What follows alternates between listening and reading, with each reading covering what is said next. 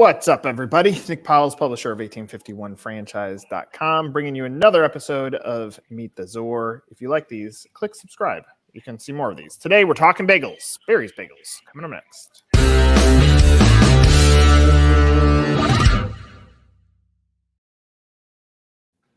All right, Jim, we're not talking bagels first. We're talking you first. How did you... I think the bagels are a lot more interesting than me, but we'll get thanks to for bagels. having me. We'll get to bagels. All right, well, thanks for having me. Of course. Tell me your franchise story. How did you accidentally fall into franchising? Sure. So, Barry Bagels, and this is more about me. This is than the brand, but Barry Bagels started in 1972, Toledo, Ohio. Basically started franchising in 2015. How I got into it was from 1972 until about 2013. Barry's was a sort of a family brand, 5 locations, but wanted to grow. I am a kind of a recovering lawyer, and went to law school, was a lawyer in private practice. Found out I started really enjoying representing businesses. Then found out I really enjoyed working with businesses, and one of the things I help businesses do was scale and grow. And there was an opportunity for me with Barry's to help them do that. And this was actually my first job as a 15-year-old, was working at Barry's as an onion cutter, garbage taker outer. And so it's kind of full circle for me. We formed a holdings company, and I got trained as a store manager so I could understand what I was doing. And away we went and opened our first franchise in 2015. How many locations do you have now? So we have a total of 44 locations, either open or under development. We have as it turns out, about to open our 16th location tomorrow outside of Cleveland. Have a few more under construction, and then a bunch more signed and under development. Okay, so you look at your journey. You find that your sweet spot is helping businesses grow. You get involved with this business. They were stuck at 5 locations for a while. They go through franchising, and now you put the accelerator on. Now that you've been in the franchise realm for a few years, if you reflect backwards, what has hit your expectations the best, and what has missed your expectations the most? Sure. So I think the best part is kind of working with people and growing what I consider to be a very excellent brand.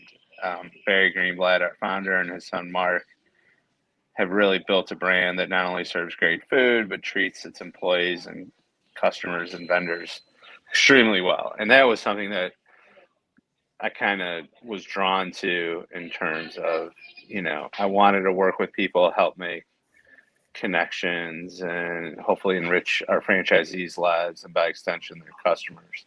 And that has proven to be true. I think it's given me an opportunity to work with people on a level that I desired. I think, and it's going to sound a little naive, but when we opened our first franchise in 2015, we had been kind of in Toledo so long and we're so well known, and I sort of thought we could kind of rinse and repeat wherever we went. And I think that at the time, at least, I didn't realize that people would just sort of throw open their doors and sort of come see us. So I think I kind of underestimated early on, at least, certainly not anymore, what it would take to enter a new community, improve ourselves, and that sort of thing. So, I think that I think we've done a good job shortening that learning curve, but that for me is kind of what I was a little naive about. Out of curiosity, and I'm going to lead the witness with this answer. It's fine. I may object, but that's okay. How good are the bagels? They're fantastic. I mean, Right. They're awesome. Okay, of course and that's what me leading the witness. Does it, like, obviously knowing how to scale business. You just said our bagels are fantastic. I would imagine you line your bagels up against anybody else. You're confident that you'll be competitive, if not better. Does 100%. it surprise you that when you've nailed the product, that franchising does still take some obstacles, or like consumers aren't raving about you instantly? Like, does that surprise you knowing what you know about growth and business? I think it's what surprised me was it's just getting people in the door. So I'm right that once we get people in the door and they've tried our food, uh, they like it, they come back, that sort of thing. What I was, again, a bit naive about was that there's all these choices out there, as many choices as people want, and we have to stand out just to get you in the door. Again, in a very humble way, very confident in our product. And once you're here, we tend to, you tend to be a repeat customer. But a little bit, it's just getting people to walk in the door when there's so many choices out there, and good choices. If you were to reflect back, and 2015 really is, I mean, it's 9 years ago, which is crazy to think about that, but it Yeah, really isn't that long ago in the grand schemes of what's happened in food. Like, you still have like the sure. DoorDash is being invented then, and Yep. Uber is being created. So like you have all the things that are being created. But if you were to zoom out and look at just bagels and the product that you serve, period, does when bagel is easy to get into, say, a Starbucks or a Dunkin', does that change the game at all? Or have you noticed that the occasion of the user, like what you said, is I've tried Barry's, that's where I go for my bagels and I don't go anywhere else? Yeah, I mean, I think it depends if bagels are your primary or secondary sort of thing, right? Like if you go to Dunkin', you're either usually going for donuts and coffee, and you just don't want to go somewhere else to get a bagel. Right. Um, so you sort of, get it because you happen to be there.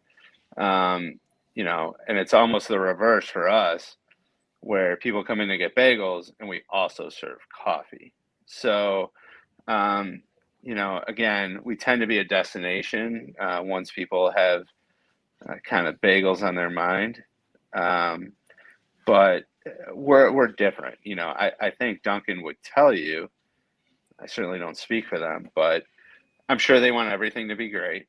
But their name is or was certainly Dunkin' Donuts. That's their signature item, and they don't put the same amount of effort into their bagel making. I'm Yeah. guessing they might not admit it publicly, but that's just something has to be a primary item.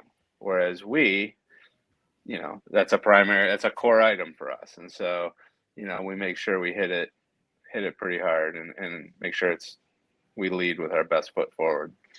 In regards to the franchisees who've come on, I mean, Yeah. I'll tell you where my gut goes, and then correct me if I'm wrong. My gut would go, I have to love the product. And therefore, when I learn that you're also a franchise and I can own this in my community, I become a franchisee. Has that been the pathway of least resistance? Is 1 degree separated with the customers? Yeah, you're right on. I mean, so far we really have grown very organically with people who love the brand, long time kind of fans, or folks from our area who've moved out of town and want to bring it to a new area. And it really has been, uh, you're exactly right. It's been the people who love the bagels, love the brand, and then, sort of want to become franchisees and kind of lead in their territory. Is the business hard? No, I mean, is the business hard? I mean, I think it's not a hobby. I mean, we're sort of an owner operator model, and, we expect you to be in your restaurant, or if you have multiple restaurants, have a GM and supervise it. Mhm. The business isn't hard to learn. I mean, we have high school, in terms of making kind of the physical part of it, making bagels, making sandwiches, that sort of thing. We do a lot of training. We have operations manuals. We do training on site here. We have, so the training, it's not a hard business that way. I think though you genuinely have to like people. If you don't like customers, and I tell this to potential franchisees all the time, you're not going to do me or you any favors by getting into this, no matter what the metrics are. So, people can tell, like when you walk into a restaurant and somebody is doesn't seem engaging or outgoing, it's off-putting. And so I think we like people who are extroverted. We like people who want to do things within their community, sponsor local baseball teams, be part of local Cub Scout groups or Girl Scout groups. We want you to hire local high school and college kids. So I think if you want to sit in an office all day and read reports, this isn't a great fit for you. There's a place for that, but it's not every day, all day. What's the total cost of the investment right now? So we do 2 stores, two versions of a store. One has an oven, one doesn't. We kind of use these satellite stores without ovens to kind of hub and spoke the commissary in a commissary fashion. So with an oven is usually somewhere between $250 to $425, and that really, the variation depends on what it was before. Meaning, if it served hot food and has HVAC and that sort of thing, it becomes a lot more reasonable to build out. Our spoke stores which don't have any of that HVAC necessity, are much more not reasonable, but much less expensive. What's the average unit volume, or what are you reporting in item 19? So we right around, we have some unusual stores. We have one inside a hospital. We have a couple kiosk-like stores, if you will. So, average, which includes those, is going to be probably 550, 600, that sort of thing. I mean, again, it'll be right around there, I'm guessing, for our upcoming FDD.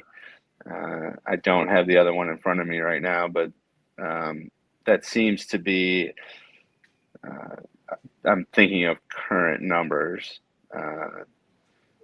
right about where we'll be for the bigger franchises. What are your hours of operations? Sure. So we sort of go summer and winter hours. Winter, usually maybe 7 to 2.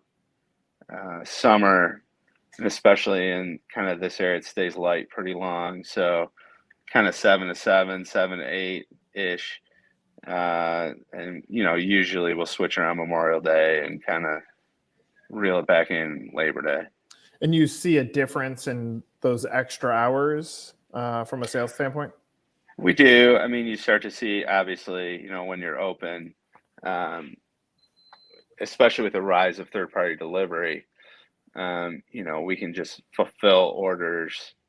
A lot of times late at night, you'll see a Wendy's or something with, like, it says drive-through open, only open. Right. And people, we get to the point where we're just sort of fulfilling online or third-party orders. So, our stores maybe do 10 to 20% dinner in terms of a day part, but that's significant. I mean, for what it's worth, these are my few cents, maybe more than 2 cents. When I'm looking at a business investment, I mean, my viewpoint is always, could I pay off my investment in 3 years? And then for a restaurant business, 1-to-1 is essential. Ideally, it's 2-to-1. So you're hitting those marks.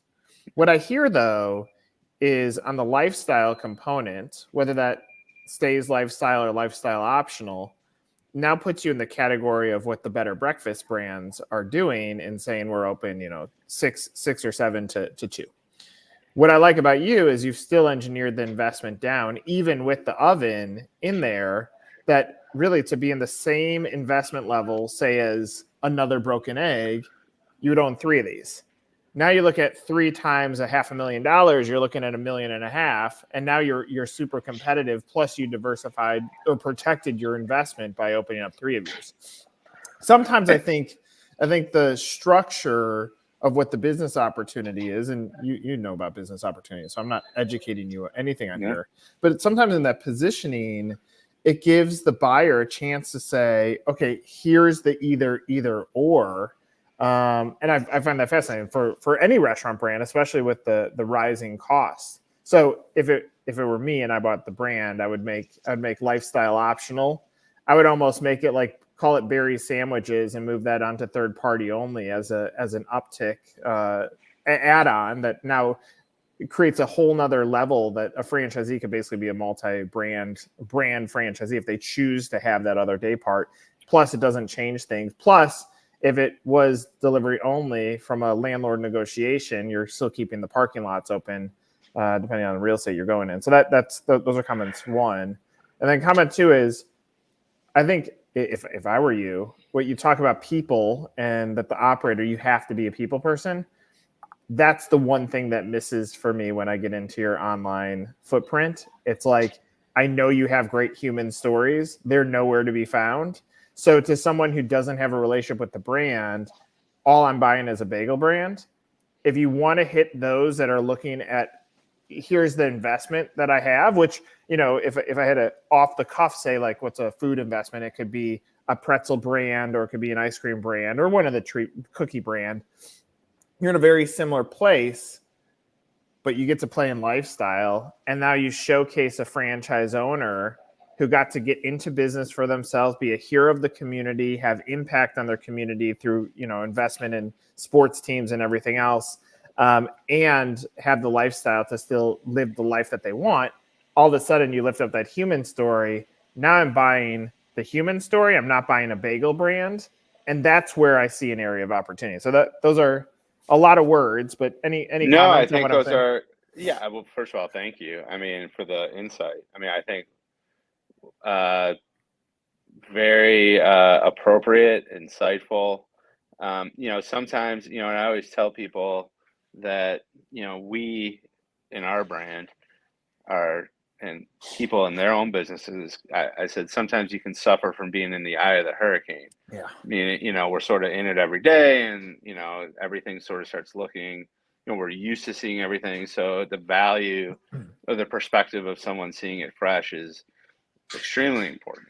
And especially someone like yourself who's very experienced, extremely important. So really great feedback, and something we're going to talk about very soon. Well, obviously my vision here is, in today's world, in yesterday's world, a candidate would go on a franchise portal or maybe to an expo to figure out what exists. In today's world, the World Wide Web gives us access to every franchise brand if it gets exposed in the right way. So to a buyer, I think franchising as a whole, we don't educate the buyer of what franchising is, and therefore, and it's not wrong, most buyers into food buy based on, I fell in love with this product and I'm gonna buy it. But the reality is, if we really want to give the buyers out there the right tools to find the right opportunity that aligns or matches with what they're trying to accomplish from a wealth building standpoint, then we got to give them the tools to understand, okay, it's not like, if you always dreamt of owning, I mean, I'll go with the big brand, Einstein Bagels, which has obviously gone down in size over the years. I've dreamt about owning an Einstein. I can't. They're not really franchising in my market. Let me go buy a bagel brand. Yes, that could be a pathway to get here. I wouldn't go that route. I would go more so like, look, I got $750,000 that I think I can get to from an investment standpoint. Do I put $750 into one location? Do I put $750 into 3 locations? Do I put $750 into 2? Do I take a hub and spoke and go build out a market fast so that I can get to profitability? If I can give the tools to a candidate out there that's watching this as Ghost, then we win. So my final question, very simple. Let's say the Ghost has been watching this so far. What else do you want them to know about the business opportunity? Yeah, I want them to know a couple of things. I do think we have a couple value propositions. I mean, one is we really focus on territorial exclusivity. We have one franchisee in Cleveland, one franchisee in Indianapolis, one in Louisville, one in Columbus, etc. And the reason that we do that is partially is for two reasons. One is we do a significant business outside the four walls of our store in catering. And we also do significant wholesaling where we'll sell fresh bagels early morning to schools, universities, office complexes, hospitals for resale and consumption. So we want our franchisees to be very comfortable that as they build out a market, that they're not going to get cannibalized by another franchisee. And they also know that since they have exclusivity, we're very much, as a franchisor, invested in their success. Now, that might make us grow a little slower, but it makes us grow in a very tight partnership with our franchisees. They know, we're betting on them. And so I think it's worked out well. It provides a lot of potential revenue streams to our franchisees, along with some comfort level that, they're just not going to go down the street and another Barry's is going to show up. That they can develop their market and, they can get the accounts and we're here to support them. So, and I think the other thing is that we bake our bagels fresh all day long. Our bagels don't have any preservatives, and rather than sort of steaming them in the morning and leaving them in bins all day, we boil and bake our bagels, and we do it all throughout the day.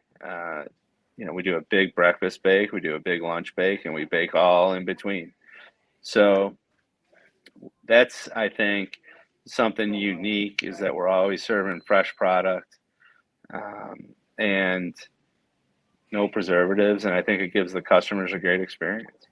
I love that. So two quick comments on both of those. One, territory, I tend to swing towards, I want to grab franchisees and shake them and say, you want 1,000 franchisees in your market, you'll make more money by the collective. But most don't think that way. They like their protection. So I think that makes sense. My only advice to anybody that's a current franchisee of your system or looking, continue to scale. Like, don't get afraid of scale. Like, stick to the plan, because if you don't, you're going to leave yourself vulnerable to missed opportunities. And I love that the catering is a big part of that. The second comment is I love the fresh baked bagels. I think there's been, like, for what it is, the sandwich shops that do fresh baked bread, like, the smell is awesome, and I think that's part of the customer experience. I think the general miss of and I'm glad that you said it, the miss of the category is that unless you've been a Barry's fanatic, you don't know that. And so to the customer, they don't understand the extra value that they're getting out of this bagel, both in the healthy components and in the production. And to the buyer, they don't necessarily have that story. So I think it's awesome that you said this. So one, I'm a fan of bagels. It is accounted for at least 50 of the pounds that have been on me, and I love them. Yeah, me too. But good story, and I look for it. Look, at the very least, you took something that was pretty stuck and you put the gym touch against it, and it's starting to progress. So well, we have a lot of our founders, put the engine in the car, and I'm fortunate to be one of the people riding in it. They built, it's a family business. They've done an amazing job. It's their vision. I'm glad to be a small part of it.